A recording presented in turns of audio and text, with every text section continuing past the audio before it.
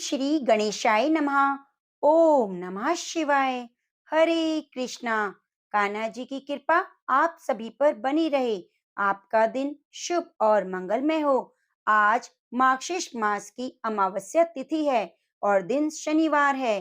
पुराणों के अनुसार अमावस्या के दिन स्नान दान करने की परंपरा है। वैसे तो इस दिन गंगा स्नान का विशिष्ट महत्व है, परंतु जो लोग गंगा स्नान नहीं कर पाते वे किसी भी नदी या सरोवर तट पर स्नान कर सकते हैं और घर में भी स्नान करते समय गंगा जल मिलाकर जल से स्नान कर सकते हैं। अमावस्या के दिन शिव पार्वती और पीपल देवता तुलसी माता की पूजा कर अमावस्या का पूरा पुण्य फल प्राप्त किया जा सकता है। ऐसा माना जाता है कि पीपल के मूल में भगवान विष्णु, तने में शिव जी और अग्रभाग में ब्रह्मा जी का निवास होता है।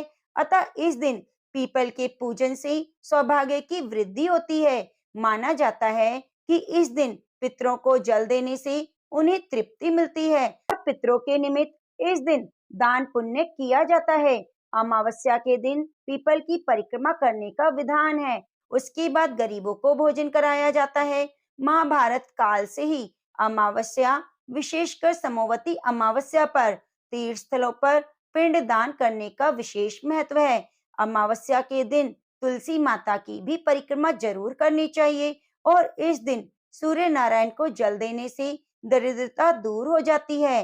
तो आज मैं आपको सुनाने जा रही हूँ मार्गशीर्ष मास महात्म्य की कथा। मार्गशीर्ष मास में भगवान श्री कृष्ण की मनमोहक कथाएं।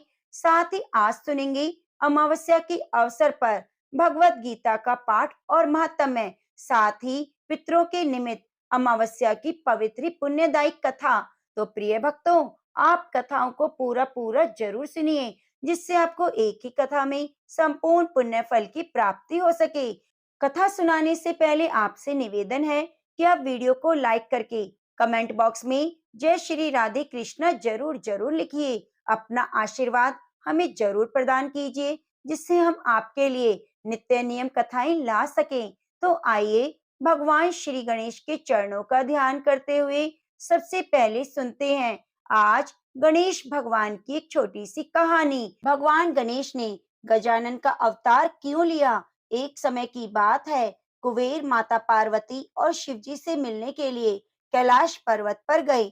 वहां पार्वती जी के रूप को देखकर वे हैरान हो गए और टकटकी लगाकर उन्हें निहारने लगे। द पार्वती का ध्यान टूटा, उनकी ओर गया तो पार्वती जी को यह बात बिल्कुल भी पसंद नहीं आई। तो पार्वती जी का क्रोधित चेहरा देखकर डर के मारे कुबेर ने अपनी दृष्टि उनसे हटा ली। दृष्टि तो कुबेर ने हटा ली, पर उसके मन में लोभ उत्पन्न हो गया। इसी लोभ के चलते लोभासुर असुर का एक दैत्य का जन्म हुआ। उस दैत्य ने गुरु शुक्राचार्य जी के पास जाकर दीक्षा ग्रहण करने का आग्रह किया। तो उसके आग्रह पर स्वयं शुक्राचार्य जी ने लोभासुर को शिव जी की पंचाक्षरी मंत्र शिक्षा दी। तो लोभासुर एक वन में चला गया। वहां जाकर भस्म धारण कर अंजल त्याग दिया और शिव जी के ध्यान में लग गया और पंचाक्षरी मंत्र का जप करने लगा। उसने बहुत ही कठोर तपस्या की। सहस्त्र वर्षों तक कठोर और अखंड तपस्या से भगवान शिव प्रसन्न हो गए और उसके सामने प्रकट होकर कहने लगे, लोभासुर, मैं तुम्हारी तपस्या से प्रसन्न हूँ, मांगो क्या वरदान मांगते हो। तो उसने शिव जी को प्रणाम करके कहा, भगवान, मुझे तीनों लोकों में निर्भय होने का वरदान दो। तो शिव जी ने उसे ये वरदान दिया और अंतर ध्यान हो गए। लोभासुर ने यह वरदान पाने के बाद दैत्यों की एक विशाल सेना इकट्ठी करके पृथ्वी और स्वर्ग पर आक्रमण कर दिया। पृथ्वी पर उसने अपना आधिपत्य स्थापित कर लिया और स्वर्ग पर भी लोभासुर ने आक्रमण किया, इंद्र को हरा दिया। तो इंद्र हार कर उनसे निजात पाने के लिए भगवान विष्णु की शरण में गए और वहां जाकर विष्णु जी की स्तुति करके कहने लगे कि विष्णु जी ने आने का उनसे कारण पूछा। तो भगवान इंद्र कहने लगे, लोभासुर दैत्य ने बहुत ही आतंक मचा रखा है, यहाँ तक कि मुझे पराजित कर दिया और मैं आपकी शरण में आया हूँ। मैं चाहता हूँ कि आप हमें इस दैत्य से निजात दिलाएं।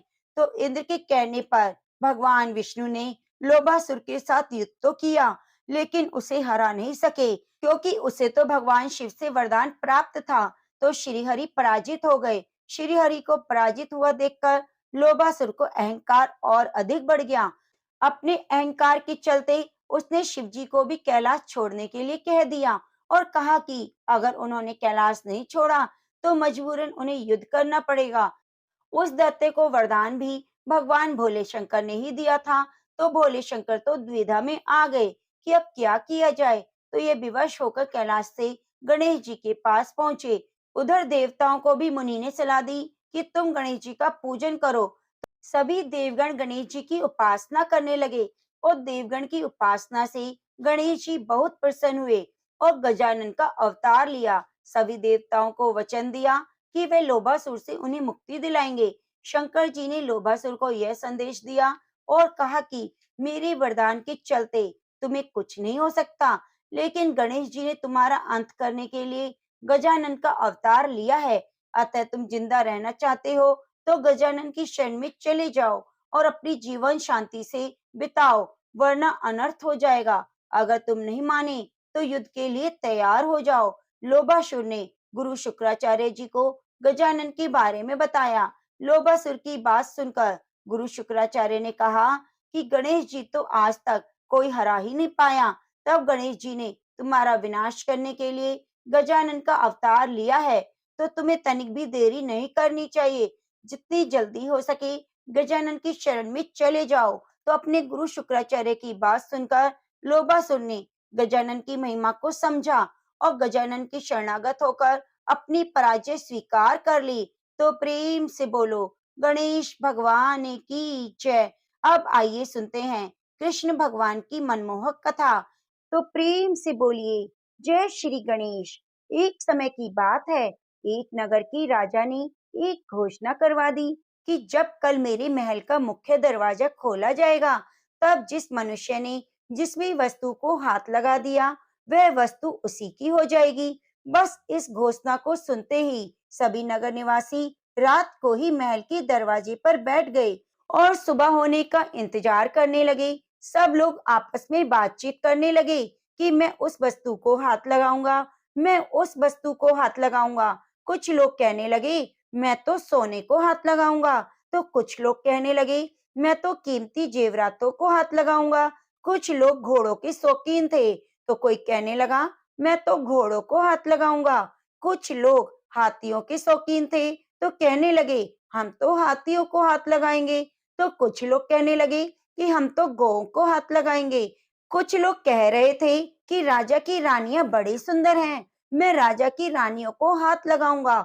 और कुछ लोग राजकुमारी को हाथ लगाने की बात कर रहे थे। अब आप कल्पना कीजिए कि कैसा अद्भुत दृश्य होगा।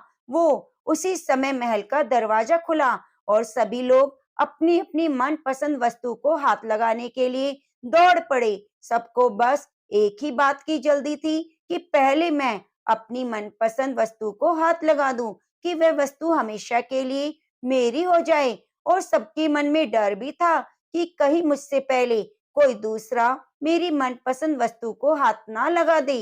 राजा अपने सिंहासन पर बैठा सभी कुछ देख रहा था और अपने आसपास हो रही भगदड़ को देखकर मन ही मन मुस्कुरा भी रहा था। कोई किसी वस्तु को हाथ लगा रहा था, तो कोई किसी वस्तु को हाथ लगा रहा था। उसी भीड़ में से एक छोटी सी लड़की आई और राजा की तरफ बढ़ने लगी। राजा उस लड़की को देखकर सोच में पड़ गया और फिर सोचने लगा कि यह लड़की बहुत ही छोटी है, शायद यह मुझसे कुछ पूछने आ रही है। यह लड़की धीरे धीरे चलती हुई राजा के पास पहुंची और उसने अपने नन्हे हाथों से राजा को हाथ लगा दिया। राजा को हाथ लगाते ही राजा उस लड़की का हो गया और राजा की प्रत्येक वस्तु भी उसी लड़की की हो गई। जिस प्रकार उन लोगों को राजा ने मौका दिया था और लोगों ने गलती की, ठीक उसी प्रकार ईश्वर भी हमें प्रतिदिन मौका देते हैं और हम प्रतिदिन गलतियां करते हैं।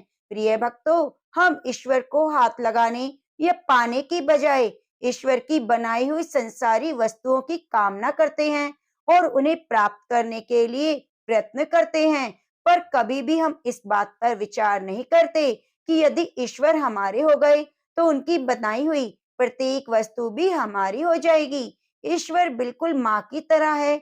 जिस प्रकार माँ अपने बच्चे को गोदी में उठाकर रखती है, कभी अपने से अलग नहीं होने देती, ईश्वर भी हमारे साथ कुछ ऐसा ही खेल खेलते हैं।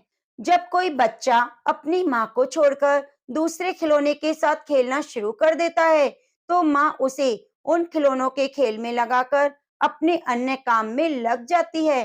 ठीक इसी प्रकार जब हम ईश्वर को भूलकर ईश्वर की बनाई वस्तुओं के साथ खेलना शुरू कर देते हैं, तो ईश्वर भी हमें उस माया में उलझाकर दूर चले जाते हैं।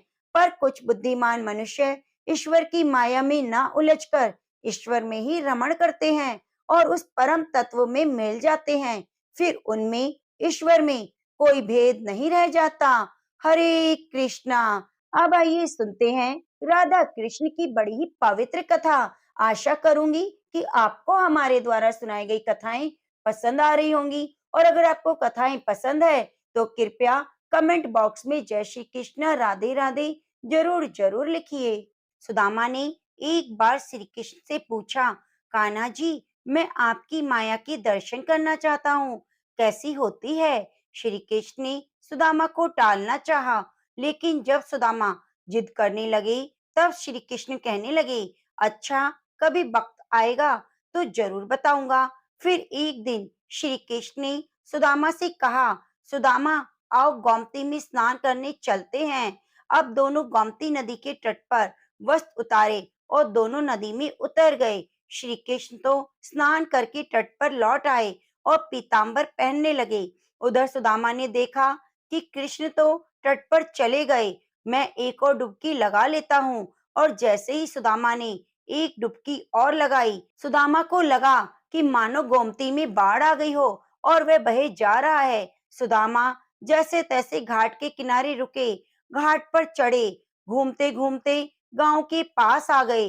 वहां एक हथनी ने उनके गले में फूल माला पहना दी। सुदामा हैरान, लोग इकट्ठा हो गए। लोगों ने कहा, हमारे देश के राजा की मृत्यु हो गई है।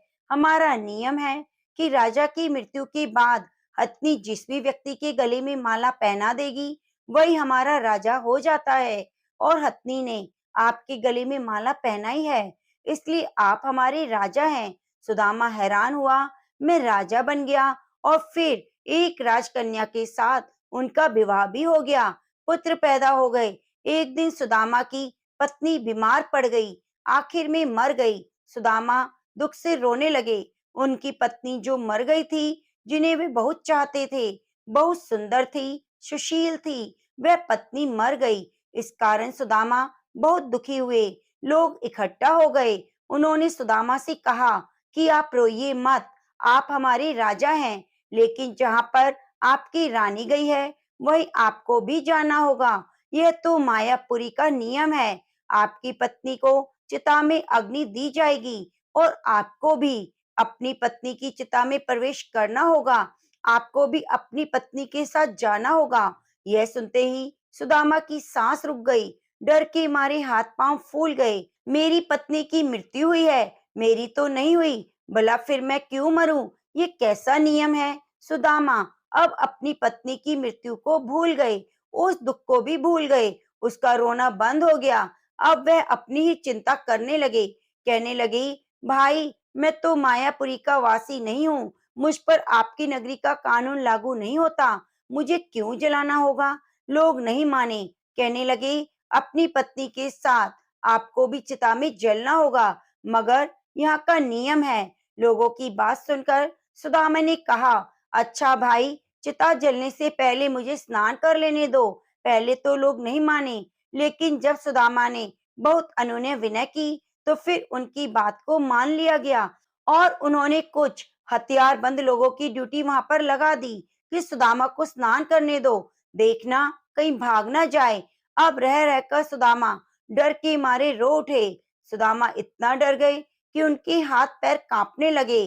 किसी तरह से कंपकपाते हुए वे नदी में उतरे, डुबकी लगाई और जैसे ही बाहर निकले, उन्होंने देखा कि माया नगरी कहीं पर भी नहीं।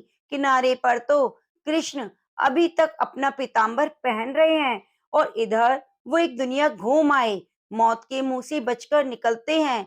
सुदामा तुरंत नदी के बाहर से निकल आए और उनकी आंखों से लगातार आंसू बहे जा रहे थे। श्री कृष्ण ने देखा तो हैरान हुए। हालांकि सब कुछ जानते थे, फिर भी अनजान बने हुए श्री कृष्ण ने पूछा, सुदामा, तुम क्यों रो रहे हो? सुदामा बोले, कृष्ण, मैंने आज जो देखा वह सच था, या मैं जो देख रहा हूँ ये सच है? श्री कृष्ण मुस्कुराए और कहने लगे, जो देखा भोगा वह सच नहीं, भ्रम था, सपना था, माया थी मेरी। और जो तुम अब देख रहे हो यही सच है। मैं हूँ, सच है। मुझसे अलग जो कुछ भी है वह माया है। और सुदामा, जो मुझे सर्वत्र देखता है, मुझे महसूस करता है, उसे मेरी माया स्पर्श भी नहीं कर सकती। स्वयं विस्मरण है, माया अज्ञान है। इंसान तो माया की कठपुतली है, जिसे माया जब चाहे जैसा चाहे नचाती रहती है। जो प्रभु श्री कृष्ण से जुड़ा है वह ना ही तो भ्रमित होता है और माया उससे दूर रहती है। अब यह बात सुदामा जान गए तो प्रेम से बोलिए, बाके बिहारी लाल की जय हो। अब आइए सुनते हैं भगवान विष्णु की गजेंद्र मोक्ष की कथा, जो हमें यह कथा जरूर सुननी चाहिए। भगवान अपने भक्त की परीक्षा तो लेते हैं, लेकिन उसकी भक्ति को देखकर नंगे पांव ही दौड़े चले आते हैं। अति प्राचीन काल की बात है। द्रविड़ देश में एक पांड्य वंशी राजा राज्य करते थे। उनका नाम इंद्रदमुन था। वे भगवान की आराधना में अपना अधिक समय व्यतीत करते थे। यद्यपि उनके राज्य में सभी और सुख शांति थी, प्रजा प्रत्येक रीति से संतुष्ट थी। तभी राजा इंद्रदमुन अपना समय राज कार्य में कम दे पाते थे। वे कहते थे कि भगवान विष्णु ही मेरे राज्य की व्यवस्था करते हैं, अतः वे अपने परम प्रभु की उपासना में ही हमेशा लीन रहते।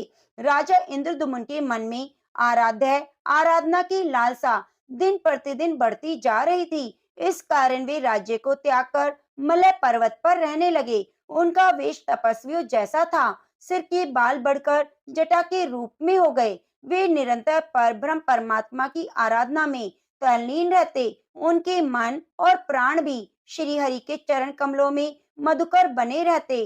इसके अतिरिक्त उन्हें जगत की कोई वस्तु नहीं सुहाती। उन्हें राज्य, कोष, प्रजा, पत्नी आदि प्राणी या पदार्थ की स्मृति भी न होती थी। एक बार की बात है, राजा इंद्रदमुन प्रतिदिन की भांति स्नान से निवृत्त होकर सर्व समर्थ प्रभु की उपासना में लीन थे। उन्हें भाई जगत का तनिक भी ध्यान नहीं था। संयोगवश उसी समय महर्षि अगस्त्य अपने सभी शिष्यों के साथ वहां पहुंच गए। लेकिन राजा ने ना तो पाद किया, न अर्घ दिया और ना ही स्वागत किया। मौन व्रती राजा इंद्रदमुन परम प्रभु के ध्यान में लीन थे। इससे महर्षि अगस्त्य कुपित हो गए। उन्होंने इंद्रदमुन को श्राप दे दिया। इस राजा ने गुरुजनों से शिक्षा ग्रहण नहीं की और अभिमानवश परोपकार से निवृत्त होकर मनमानी कर रहा है। ऋषियों का अपमान करने वाला यह राजा हाथी के समान जड़ बुद्धि है, इसलिए इसे घोर अज्ञान में हाथी की योनि प्राप्त हो। महर्षि अगस्त भगवत भक्त इंद्रदमुन को यह श्राप देकर चले गए। राजा इंद्रदमुन ने भी इसे श्री भगवान का मंगलमय विधान समझकर प्रभु के चरणों में सिर रख दिया। शिराब्दी में 10 सहस्त्र योजन लंबा, चौड़ा और ऊंचा त्रिकुट नामक पर्वत था। वह पर्वत अत्यंत सुंदर और श्रेष्ठ था। उस पर्वतराज त्रिकुट की तराई में ऋतुमान नामक भगवान वरुण का क्रीड़ा कानन था। उसके चारों ओर दिव्य वृक्ष सुशोभित थे।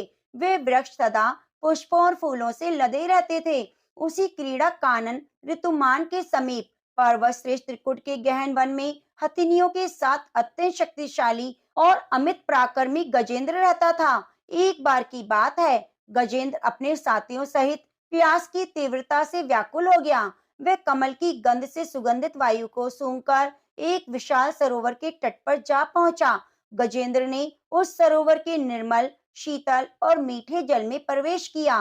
पहले तो उसने जल पीकर अपनी तृषा बुझाई, फिर जल में स्नान कर अपना श्रम दूर किया। उसके बाद उसने जल क्रीड़ा आरंभ कर दी। वह अपनी सूंड में जल भरकर उसकी फुहारों से हथनियों को स्नान कराने लगा। तभी अचानक गजेंद्र ने सूंड उठाकर चित्कार की।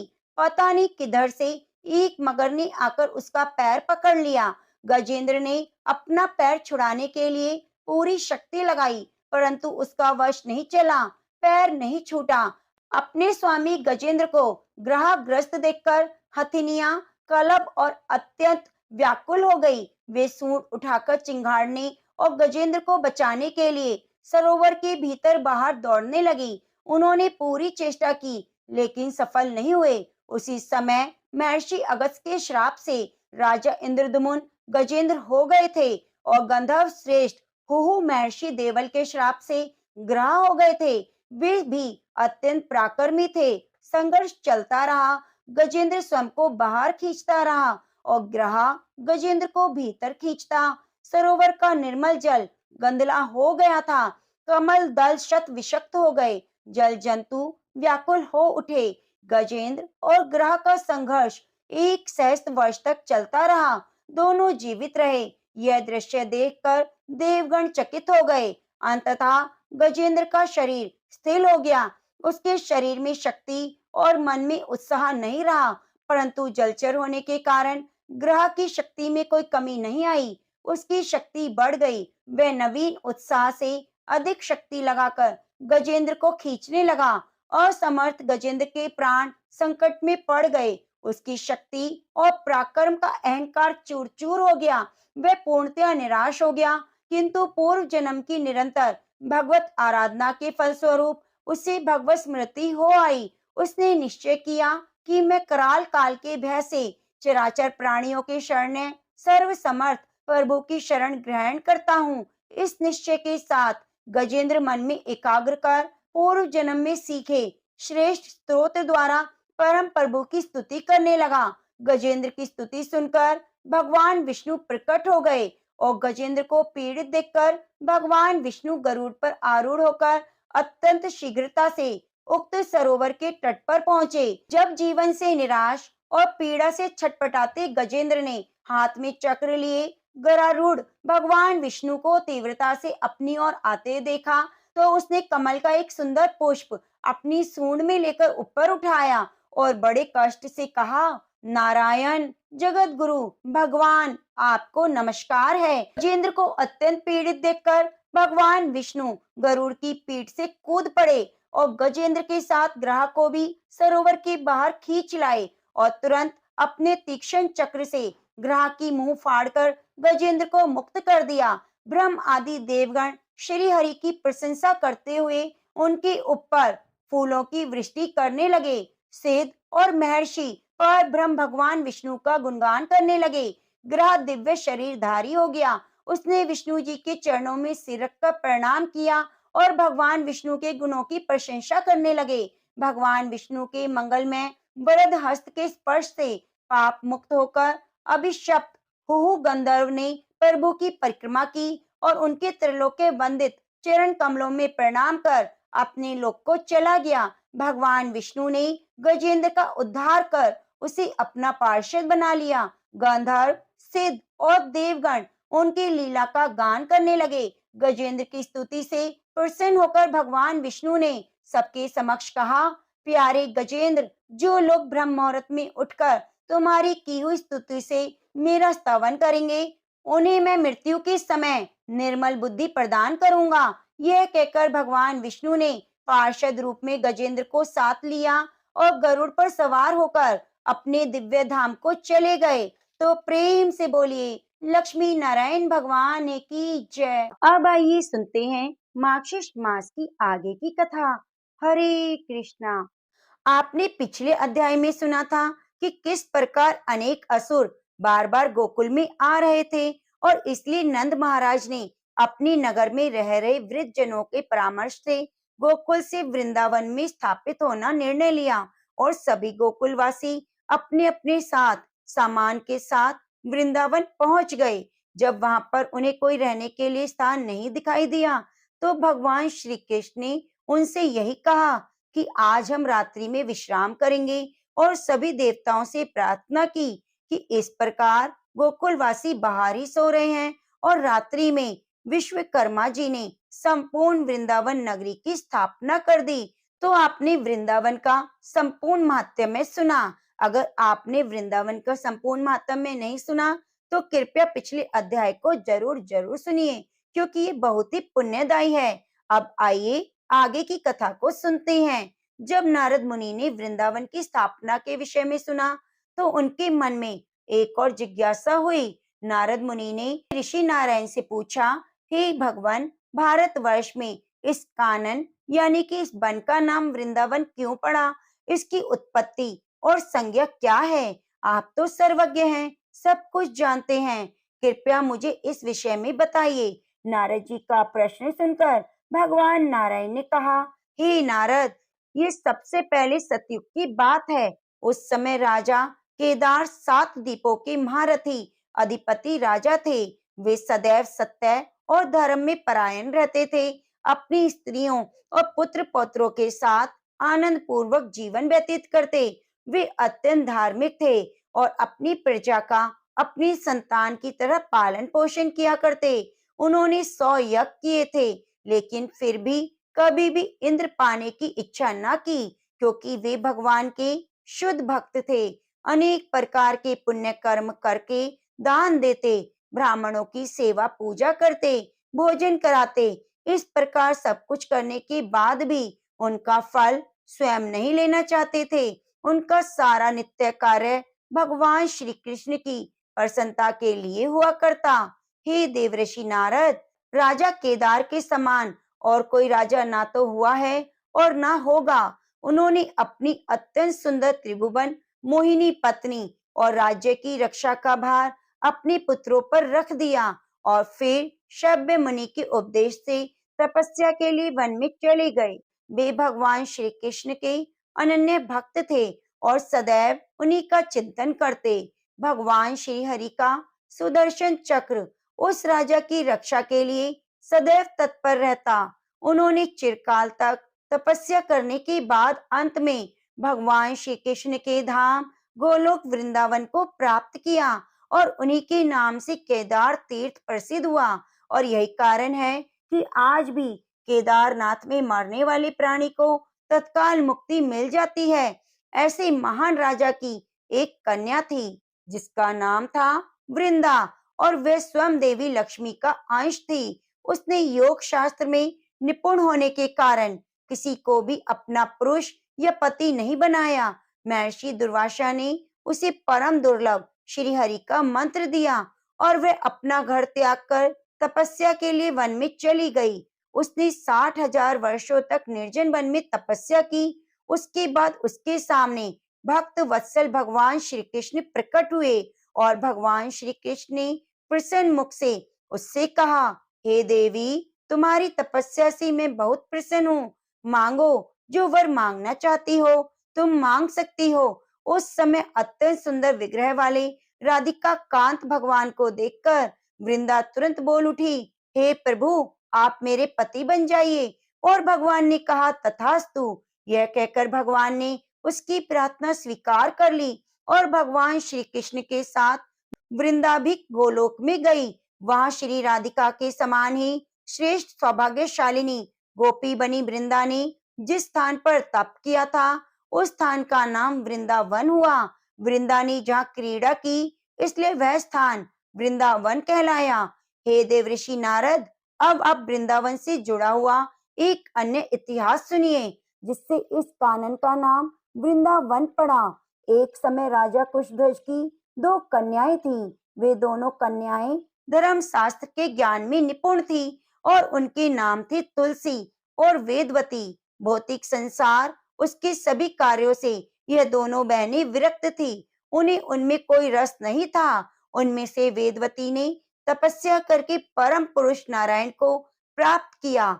वे जनक की कन्या सीता के नाम से सर्वत्र विख्यात हुई और तुलसी ने तपस्या करके श्री हरि को पति रूप में प्राप्त करने की इच्छा की, लेकिन देववश दुर्वासा मुनि के श्राप से उसे शंखचूड़ को पति बनाना पड़ा।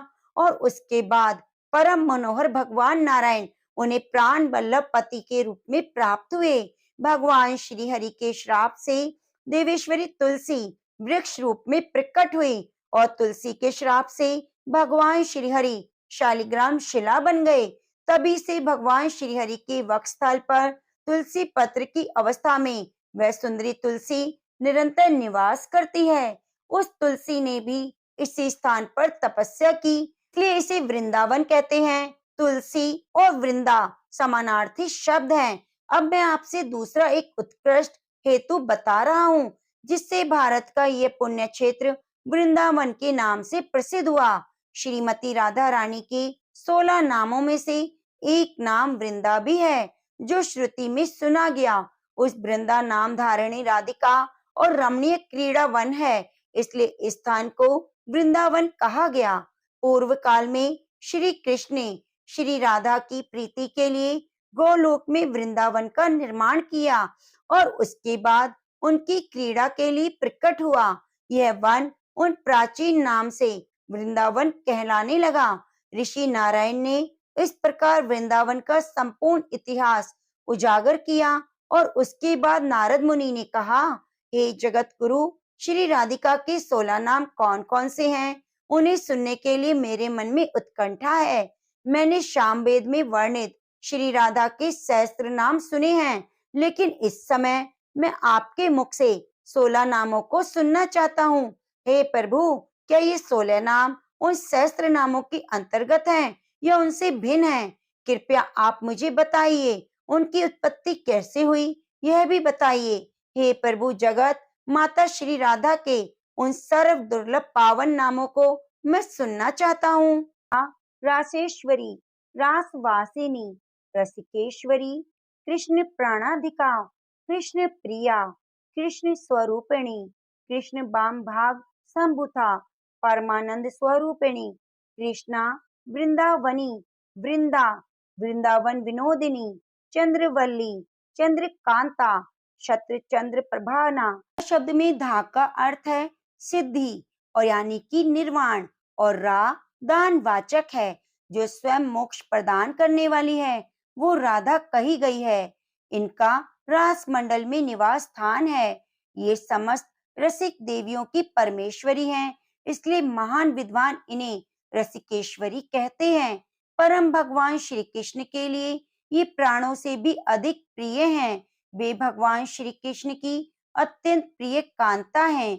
श्री कृष्ण उन्हें प्राणों से भी अधिक प्रिय हैं। सभी देवताओं ने उन्हें कृष्ण प्रिय कहा, क्योंकि वे कृष्ण रूप को लीला पूर्वक निकट लाने में समर्थ हैं और सभी अंशों में श्री कृष्ण के समान हैं, इसलिए उन्हें कृष्ण स्वरूपिणी कहा गया। परम सती मंगलमयी श्री राधा श्री कृष्ण के आधे बाम भाग में है, इसलिए श्री कृष्ण ने स्वयं उन्हें बामंगी कहा। राधिका स्वयं परम नंद की मूर्तिमान राशि है, इसलिए श्रुति ने उन्हें परमानंद स्वरूपिणी कहा। इस प्रकार से वह उत्कृष्ट मोक्ष को देने वाली है। वृंदावन उनका स्वयं का है, इसलिए वे वृंदावनी भी कही गई। वृंदावन की अधिष्ठात्री देवी होने के कारण उनका यह नाम पड़ा। सखियों के समुदाय को वृंद कहते हैं और आकार सत्ता का वाचक है। उनकी अनेकों अनेक समूह सखियां हैं, इसीलिए वे वृंदा कहलाई। उन्हें सदैव वृंदावन में विनोद प्राप्त होता है, इसलिए वेद उनको वृंदावन विनोदिनी कहते हैं। वे सदैव मुखचंद्र नखचंद्र की पंक्ति से युक्त हैं। इस कारण से श्री कृष्ण ने उन्हें चंद्रावली नाम भी दिया। उनकी कांति दिन रात सदैव चंद्रमा के समान बनी रहती है, इसलिए श्री हरि प्रसन्नता पूर्वक उन्हें चंद्रकांता भी कहते हैं। उनके मुख पर दिन रात शरद काल की चंद्रमा जैसी प्रभा फैली रहती है, इसलिए मुनिजन उन्हें शरद चंद्र प्रभा भी कहते हैं। इस प्रकार अर्थ और व्याख्याओं सहित श्रीमती राधा रानी के ये 16 नाम बताए गए, जिन्हें भगवान नारायण ने स्वयं ब्रह्मा जी को दिया था और ब्रह्मा जी ने पूर्व काल में मेरे पिता धर्मदेव को यह उपदेश दिया। श्री धर्मदेव ने महान तीर्थ पुष्कर क्षेत्र में सूर्य ग्रहण के पुण्य समय पर देव सभा के बीच में मुझे अपनी कृपा प्राप्त करते हुए 16 नामों का उपदेश दिया और राधिका के प्रभाव की प्रस्तावना होने पर अत्यंत प्रसन्नता पूर्वक उन्होंने मुझे सभी नामों की व्याख्या कह सुनाई। यह श्री राधिका का परम पुण्य स्तोत्र है जो मैंने आपको दिया। हे मुनिवर, जो वैष्णव ना हो, वैष्णव का निंदक हो, उसको उपदेश नहीं देना चाहिए। जो भी मनुष्य आजीवन तीनों संध्याओं के समय इस स्तोत्र का पाठ करता है उसे श्री राधा माधव के चरण कमलों का दर्शन होता है और भगवान श्री कृष्ण की शुद्ध भक्ति प्राप्त होती है और अंत में दोनों का दास भाव प्राप्त करके दिव्य शरीर और अनेक सिद्धियां पाकर सदैव प्रिया और प्रियतम के साथ विचरण करता है। नियम पूर्वक किए गए संपूर्ण व्रत दान, उपवास, चारों वेदों के पठन, समस्त यज्ञों तीर्थों के विधि, बौद्धिक अनुष्ठान सेवन से, संपूर्ण भूमि की 7 बार परिक्रमा से, शरणागत की रक्षा से, अज्ञानी को ज्ञान देने से, देवताओं और वैष्णवों का दर्शन करने से, ये सारे कार्य करने से जो फल मिलता है वह सारा फल मात्र पाठ की 16वीं कला के बराबर भी नहीं है और इसीलिए इस स्तोत्र के प्रभाव से प्रत्येक मनुष्य जन्म मरण के चक्र से छूट जाता है। तो प्रेम से बोलिए राधा रानी सरकार की जय। रामायण में माता सीता द्वारा पिंड दान देकर राजा दशरथ की आत्मा को मोक्ष मिलने का संदर्भ आपने सुना होगा। वनवास के समय भगवान राम, लक्ष्मण और सीता जी पितृ पक्ष के दौरान श्राद्ध करने के लिए गया धाम पहुँचे। वहाँ श्राद्ध करने के लिए आवश्यक सामग्री जुटाने के लिए राम और लक्ष्मण जी नगर की ओर चल दिए। उधर दोपहर हो गई, पिंड दान का मुहूर्त निकला जा रहा था और सीता जी की व्याकुलता बढ़ती जा रही थी। तभी दशरथ जी की आत्मा ने आकर सीता जी से पिंड दान की मांग कर दी। गया जी के आगे फल्गुन नदी पर सीता माता अकेली बैठी बड़ी असमंजस में पड़ गई।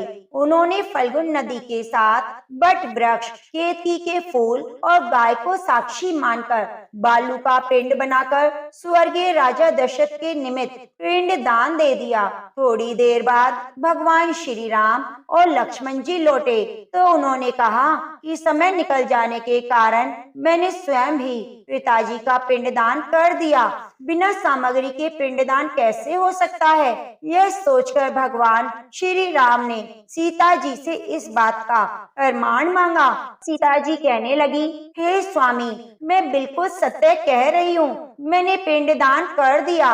अगर आपको विश्वास न हो तो आप फल्गुन नदी, केतकी फूल, गाय और बट वृक्ष से पूछ सकते हैं। इन्हीं के सामने मैंने श्राद्ध कर्म की गवाही इनसे दिलवाई थी, लेकिन फल्गुन नदी, गाय और केतकी के फूल तीनों ही इस बात से मुकर गए से बट वृक्ष ने ही सही बात की। तब सीता जी ने राजा दशरथ का ध्यान करके उनसे गवाही देने की प्रार्थना की। दशरथ जी ने सीता जी की प्रार्थना स्वीकार की और घोषणा की, समय पर सीता ने मुझे पिंड दान किया।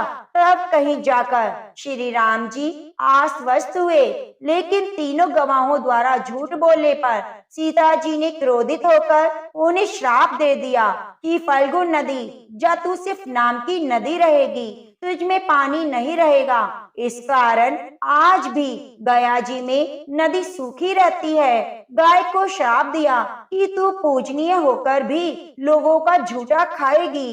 केतकी के फूल को श्राप दिया कि झूठी गवाही देने के कारण तुझे पूजा में कभी नहीं चढ़ाया जाएगा।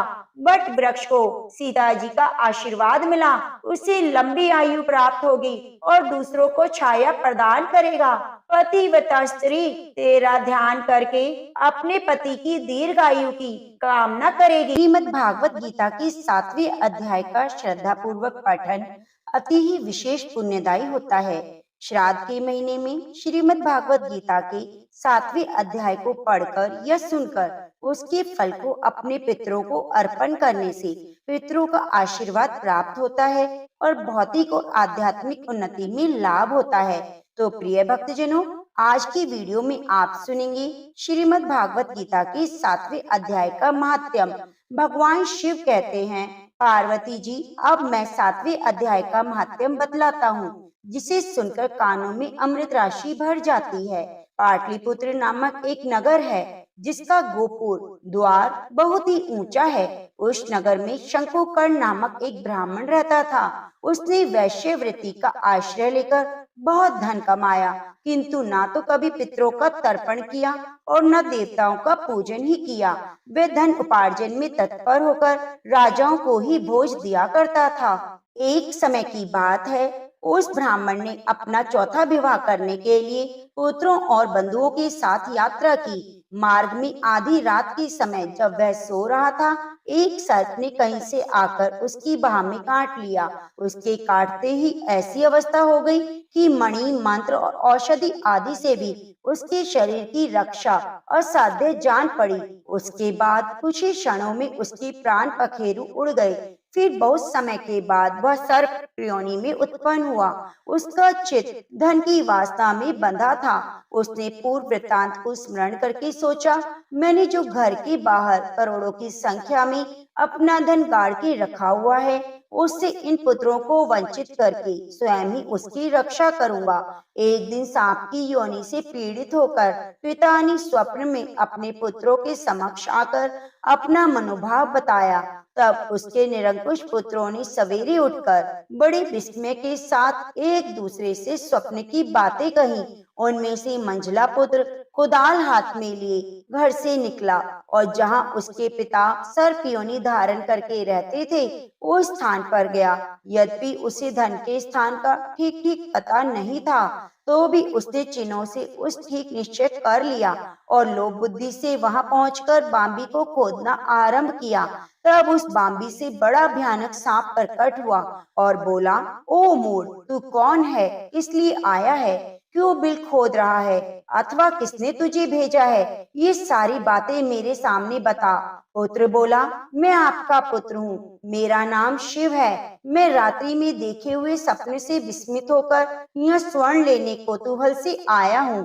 पुत्र की वाणी सुनकर वे सांप हंसता हुआ उच्च स्वर से इस प्रकार स्पष्ट वचन बोला, यदि तू मेरा पुत्र है तो मुझे शीघ्र ही बंधन से मुक्त कर। मैं पूर्व जन्म के गाड़े हुए धन के लिए ही सर्प योनि में उत्पन्न हुआ हूँ। पुत्र ने पूछा, पिताजी, आपकी मुक्ति कैसे होगी, इसका उपाय मुझे बताइए, क्योंकि मैं रात में सब लोगों को छोड़कर आपके पास आया हूँ। पिता ने कहा, बेटा, गीता की अमृत में 7वें अध्याय को छोड़कर मुझे मुक्त करने में तीर्थ, दान, तप और यज्ञ भी सर्वथा समर्थ नहीं है। केवल गीता का 7वां अध्याय ही प्राणियों की जरा, मृत्यु आदि दुख को दूर करने वाला है। हे पुत्र, मेरे श्राद्ध के दिन 7वें अध्याय का पाठ करने वाले ब्राह्मण को श्रद्धा पूर्वक भोजन कराओ, इससे निसंदेह मुझे मुक्ति हो जाएगी। हे वत्स, अपनी शक्ति के अनुसार पूर्ण श्रद्धा के साथ वेद विद्या में प्रवीण अन्य ब्राह्मणों को भी भोजन कराना। सर्प योनि में पड़े हुए पिता के ये वचन सुनकर सभी पुत्रों ने उसकी आज्ञा के अनुसार और उससे भी अधिक किया। तब शंकुकर्ण ने अपने सर्प शरीर को त्याग कर दिव्य देह धारण की और सारा धन पुत्रों के अधीन कर दिया। पिता ने करोड़ों की संख्या में जो धन बांट कर दिया था, उससे वे सदाचारी पुत्र बहुत प्रसन्न हुए। उनकी बुद्धि धर्म में लगी हुई थी, इसलिए उन्होंने बावली, कुआं, पोखरा, यज्ञ और देव मंदिर के लिए उस धन का उपयोग किया और अंशशाला भी बनवाई। उसके बाद 7वें अध्याय का जप करते हुए उन्होंने मोक्ष प्राप्त किया। हे पार्वती, यह तुम्हें 7वें अध्याय का महात्म्य बताया गया, जिसके श्रवण मात्र से सब पातकों से मुक्ति मिल जाती है। तो प्रेम से बोलिए, कृष्ण भगवान की जय हो।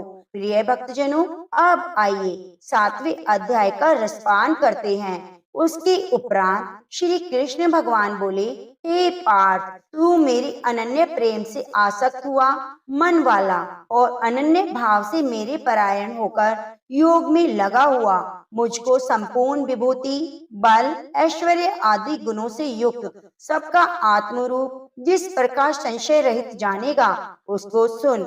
मैं तेरे लिए इस रहस्य सहित तत्व ज्ञान को संपूर्णता से कहूंगा कि जिसको संसार में फिर और कुछ भी जानने योग्य शेष नहीं रहता है।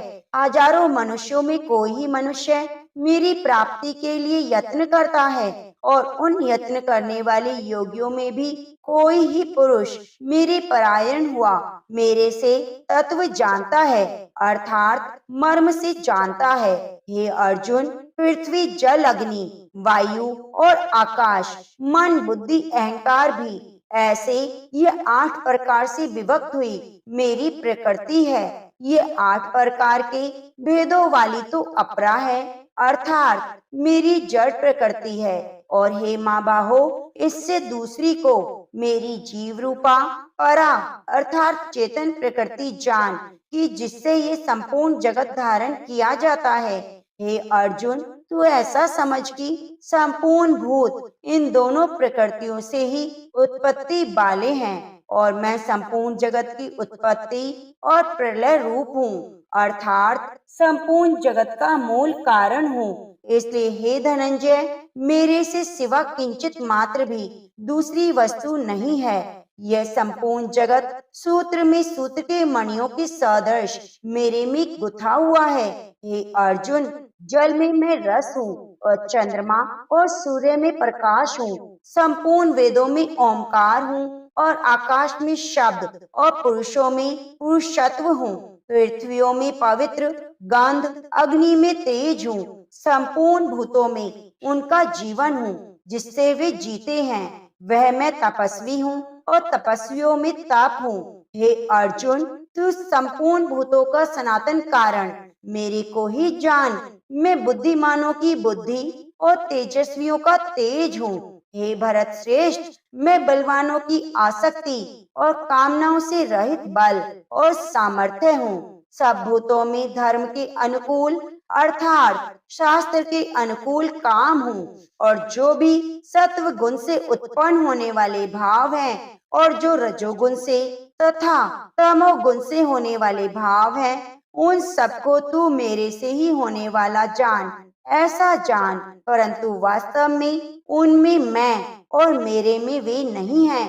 गुणों के कार्य रूप सात्विक, राजस और तामस, इन तीनों प्रकारों के भावों से अर्थात राग द्वेष विकारों से संपूर्ण विषयों से यह सब संसार मोहित हो रहा है। इसलिए इन तीनों गुणों से परे मुझ अविनाशी को तत्व से नहीं जानता, क्योंकि यह अलौकिक अर्थात अति अद्भुत त्रिगुणमयी मेरी योग माया बड़ी दुस्तर है। परंतु जो पुरुष मेरे को ही निरंतर भजते हैं, वे इस माया को उल्लंघन कर जाते हैं, अर्थात संसार से तर जाते हैं। ऐसा सुगम उपाय होने पर भी माया द्वारा हरे हुए ज्ञान वाले और आसुरी स्वभाव को धारण किए हुए मनुष्यों में नीच और दूषित कर्म करने वाले मूढ़ लोग तो मेरे को नहीं भजते हैं। हे भरतवंशियों में श्रेष्ठ अर्जुन, उत्तम कर्म वाले अर्थार्थी, आर्त, जिज्ञासु और ज्ञानी अर्थात निष्कामी, ऐसे 4 प्रकार के भक्तजन मेरे को भजते हैं। उनमें भी नित्य मेरे में एक ही भाव से स्थित हुआ अनन्य प्रेम भक्ति वाला ज्ञानी भक्त अति उत्तम है, क्योंकि मेरे को तत्व से जानने वाले ज्ञानी को मैं अत्यंत प्रिय हूँ और वह ज्ञानी मेरे को अत्यंत ही प्रिय है। यद्यपि ये सभी उदार हैं, अर्थात श्रद्धा सहित मेरे भजन के लिए समय लगाने वाले होने से उत्तम है। ज्ञानी तो साक्षात मेरा स्वरूप ही है, ऐसा मेरा मत है, क्योंकि वह स्थिर बुद्धि ज्ञानी भक्त अति उत्तम गति स्वरूप मेरे में ही अच्छी प्रकार स्थित है, जो बहुत जन्मों के अंत के जन्म में तत्व ज्ञान को प्राप्त हुआ। ज्ञानी सब कुछ वासुदेव ही है, अर्थात वासुदेव के सिवा अन्य कुछ है ही नहीं। इस प्रकार मेरे को भजता है, वह महात्मा अति दुर्लभ है। हे अर्जुन, जो विषय आसक्त पुरुष है, वे तो अपने स्वभाव से प्रेरे हुए अर्थात उन भोगों की कामना द्वारा ज्ञान से भ्रष्ट हुए उस नियम को धारण करके अर्थात जिस देवता की पूजा के लिए जो नियम लोक में प्रसिद्ध हैं, उस नियम को धारण करके अन्य देवताओं को भजते हैं, पूजते हैं। जो सकामी भक्त जिस जिस देवता के स्वरूप को श्रद्धा से पूजना चाहता है, उस भक्त की मैं उस देवता के प्रति श्रद्धा को स्थिर करता हूँ। वह पुरुष उस श्रद्धा से युक्त हुआ उस देवता के पूजन की चेष्टा करता है और उस देवता से मेरे द्वारा ही विधान किए हुए इच्छित भोगों को निस्संदेह प्राप्त होता है। परंतु उन अल्प बुद्धि वालों का वह फल नाशवान है और देवताओं को पूजने वाले देवताओं को प्राप्त होते हैं। और मेरे भक्त चाहे जैसे ही भजें, शेष में वे मेरे को ही प्राप्त होते हैं। ऐसा होने पर भी सब मनुष्य मेरा भजन नहीं करते।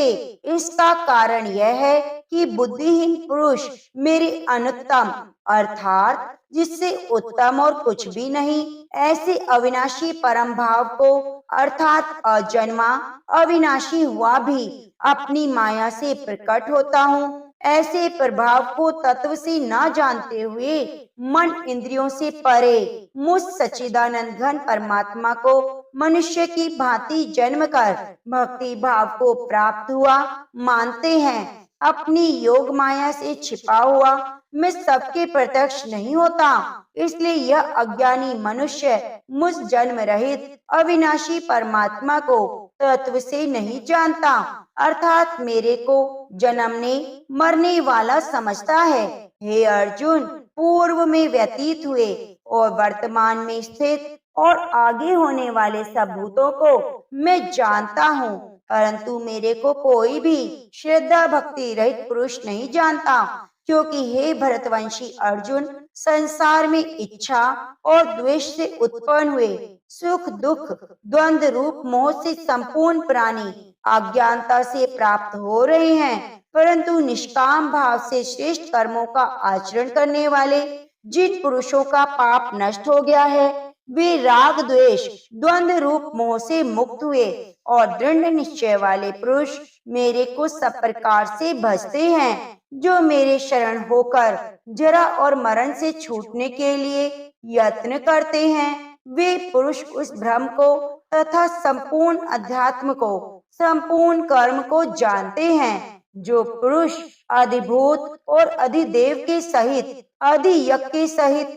सबका आत्म रूप मेरे को जानते हैं, अर्थात जिसे भाप बादल धूम पानी और बर्फ ये सभी जल रूप है, वैसे ही अधिभूत अधिदेव अधियज्ञ आदि सब कुछ वासुदेव स्वरूप है। जो ऐसा जानते हैं वे युक्त चित्त वाले पुरुष अंत काल में मुझको ही जानते हैं, अर्थात प्राप्त होते हैं। इति श्रीमद् भागवत गीता रूपी उपनिषद एवं ब्रह्म विद्या योग शास्त्र विषयक श्री कृष्ण और अर्जुन के संवाद में ज्ञान विज्ञान योग नामक 7वां अध्याय संपूर्ण हुआ। तो बोलो प्रेम से श्री कृष्ण भगवान की जय हो। प्रिय भक्तजनों, गीता के 7वें अध्याय का महात्म्य और सार का नित्य प्रति श्रवण करने से हमें पितृ ऋण से मुक्ति मिलती है। तो आप भक्तजनों इस अध्याय को नित्य नियम से जरूर श्रवण कीजिए। अब आइए सुनते हैं लप्सी तप्सी की कथा। कहते हैं कि लप्सी तप्सी की कथा को सुने बिना हमारी कथा पूरी नहीं होती, तो हर कथा कहानी में हमें लप्सी तप्सी की कथा को जरूर सुनना चाहिए। एक लप्सी था, एक तपसी था। तपसी तो भगवान की तपस्या करता और लप्सी रोजाना सवा सेर का हलवा बनाकर भगवान को भोग लगाकर टाली हिलाकर जीम लेता। एक दिन दोनों में झगड़ा हो गया। तपसी बोला, मैं भगवान की तपस्या करता हूँ, इसलिए मैं बड़ा हूँ। लप्सी बोला, नहीं, मैं बड़ा हूँ। नारद जी ने कहा, तुम्हारा फैसला मैं करूंगा। दूसरे दिन जब तपसी नहाकर आ रहा था तो नारद जी ने 1.25 करोड़ का मुंडरा तपसी के आगे गिरा दिया। उसे देखकर तपसी ने उसे पैर के नीचे दबा लिया और तपस्या करने लगा। उधर लप्सी ने 1.25 सेर हलवा बनाकर भगवान को भोग लगाया और टाली हिलाकर जीम लिया। इतने में नारद जी आए और दोनों को अपने पास बुलाया। दोनों ने नारद जी से पूछा, बताइए दोनों में कौन बड़ा है? नारद जी ने तपसी से अपना पांव हटाने को कहा। पांव हटाते ही मुंदड़ा निकला। तब नारद जी ने कहा, तपसी, तुमने मुंदड़ा चुराया है, जिससे तुम्हारी तपस्या भंग हुई, इसलिए लप्सी बड़ा है। तपसी ने कहा, मुझे मेरी तपस्या का फल कैसे मिलेगा? तब नारद जी ने कहा, तेरी तपस्या का फल कार्तिक नहाने वाले देंगी। सब कहानी कहकर तेरी कहानी नहीं कहेंगी, तो कार्तिक का फल तुझे मिलेगा। धोती देकर अंगोछा ना दे, सीधा देकर दक्षिणा ना दे, ब्राह्मण को भोजन कराकर दक्षिणा ना दे, दीवा चास के हाथ न जोड़ने पर, कपड़ा देकर बटन न लगाने पर, दूसरे दीपक से अपना दीपक जलाने पर, दाहिने हाथ से नाड़ा बांधे, तो इन सब का फल तुम्हें मिलेगा। इतना कहकर नारद जी अंतर ध्यान हो गए। तो प्रेम से बोलिए कृष्ण भगवान की जय।